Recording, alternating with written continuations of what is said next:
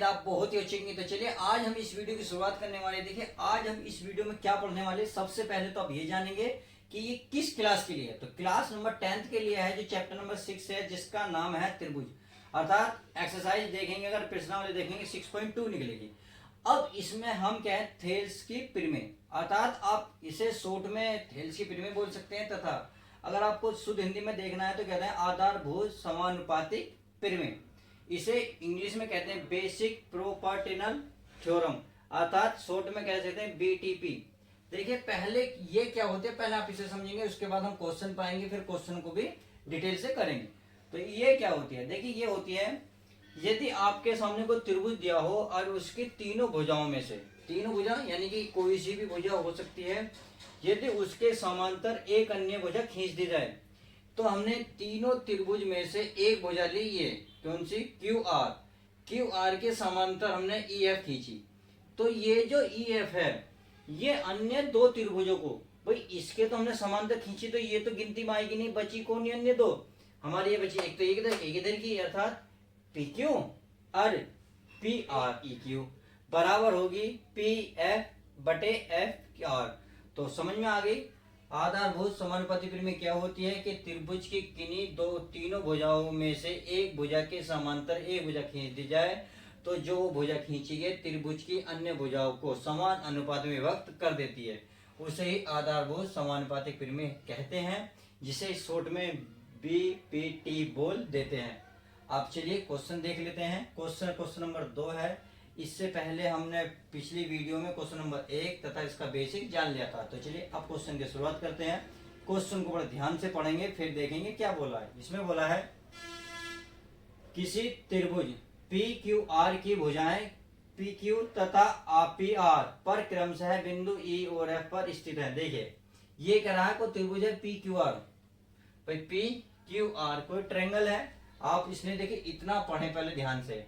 फिर कह रहा है की भुजाएं, यानी कि पी आर की जो भुजाएं हैं वो पी क्यू, भाई ये पी और क्यू और पी आर पर क्रमशः है। क्रमशः का मतलब है जो पहले नाम दिया वो इसका जिक्र होगा। पी क्यू पर बिंदु कौन सा, ई स्थित है। पी क्यू पर बिंदु कौन सा, ई। आगे करा और एफ पी आर, देखिए पी आर पर कौन सा एफ स्थित है। समझ में आ गया इतना। आई होप आपको इतना लाइन समझ में आ गई होगी। तो आगे बोला है निम्नलिखित में से प्रत्येक स्थिति के लिए बताइए कि ई एफ, जो ई एफ है क्यू आर क्या है, ये समांतर है। समांतर है का मतलब इनका जो अनुपात आएगा समान आना चाहिए। यदि समान अनुपात नहीं आएगा तो ये जो हम मुझे इनने बोला है ना, ये आपके सामने ई एफ समांतर क्यू आर के होगा, तो ये नहीं होगा। बस हमें चेक करना है। अब इसमें जो वैल्यू दी है हम उसके वैल्यू के अकॉर्डिंग चलेंगे। तो चलिए पहला ही क्वेश्चन ले लेते हैं, जो क्वेश्चन नंबर 2 का पहला पॉइंट है। इसमें बोला है कि पीई का जो वैल्यू है 3.9 है, ई क्यू का मान है 3 सेंटीमीटर, पी एफ का मान है 3.6 सेंटीमीटर तथा एफ आर का मान है 2.4 सेंटीमीटर। तो हम क्या करेंगे, पहले इन दोनों का अनुपात लेंगे, अर्थात पी ई बटे ई क्यू। तो देखिए इसका मान कितना है 3.9 बटे ई क्यू का मान कितना है दोस्तों 3। अब आप क्या करेंगे, इसका पॉइंट हटाएंगे, जब पॉइंट हटाएंगे तो नीचे क्या आएगी 0, अर्थात ये आ गया 39 बटे, भाई आप 3 कह सकते हो या 3 गुणा 10 कुछ भी कह सकते हो, लेकिन 10 बोल सकते हो। तो आई होप आप समझ गए। अब चलिए आगे देखते हैं।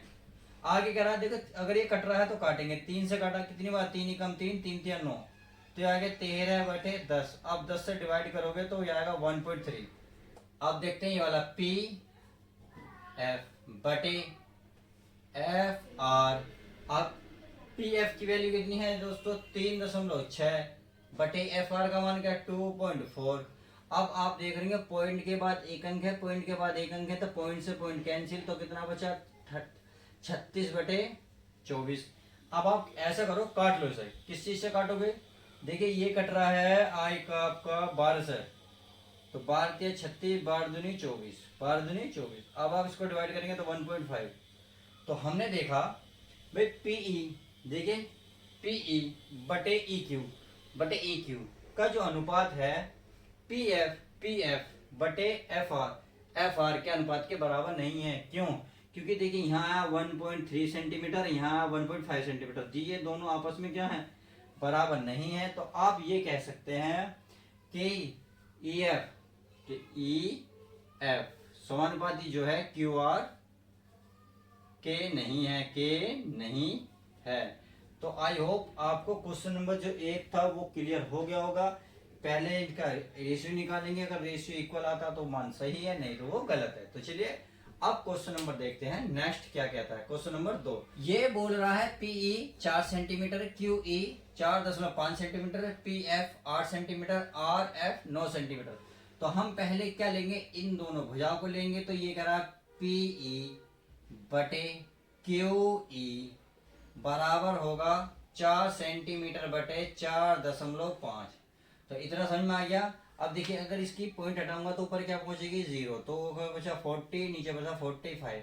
हम देख रहे हैं कि 5 से डिवाइड हो रहा, 5 से दोनों संख्या डिवाइड हो रही। 5 से अगर मैं इसे काटूंगा तो 8 आएगा, 5 से इसे डिवाइड करूंगा 9 आएगा। तो इसकी जो वैल्यू होगी 8 बटे 9 आ गई। अब आगे बोल रहा है, आगे क्या बोल रहा है, ये कह रहा है जी पी एफ बटे आर एफ।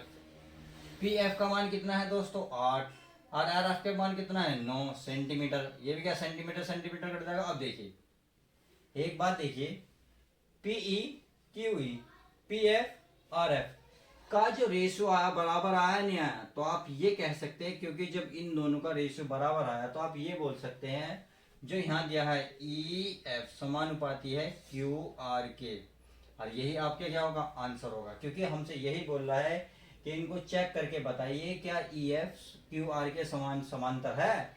तो हमने चेक करा कि इनका जो रेशियो है बराबर है, तो आप ये कह सकते हैं ई एफ क्यू आर के समांतर है। तो आई होप इतना बात समझ में आ गई। तो चलिए अब देखते हैं नेक्स्ट क्वेश्चन। ये बोल रहा है Q E P Q 1.28, P R 2.56 और पीई 0.18 और पी एफ 0.36।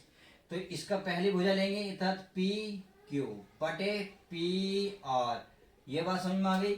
अब देखिए इसकी वैल्यू है 1.28 बटे 2.56। हमने देखा है 128 दूनी कितना होता है 156 अर्थात 1/2। ये बात समझ में आ गई। अब आगे देखते हैं क्या ये इसके इक्वल आएगा या नहीं आएगा, देखते हैं। पीई बटे पी एफ, तो इसकी वैल्यू कितनी है 0.18 बटे इसकी वैल्यू कितनी है 0.36। तो आपने देखा 18 दूनी कितना होता है 36, तो पॉइंट से पॉइंट पूरा कैंसिल, तो 1/2। तो इसकी वैल्यू जो है दोनों की क्या इक्वल आई। जब आप इक्वल आई तो आप ये कह सकते हैं पी एफ क्यू आर के समांतर है। तो बोल सकते हैं जो ई एफ है क्यू आर के क्या है दोस्तों समांतर है। तो आई होप क्वेश्चन नंबर 1, 2, 3 हमने इस वीडियो में कवर कर लिए हैं। तो चलिए अब आपको नेक्स्ट वीडियो में देखते हैं, क्वेश्चन नंबर 3 के साथ मिलते हैं।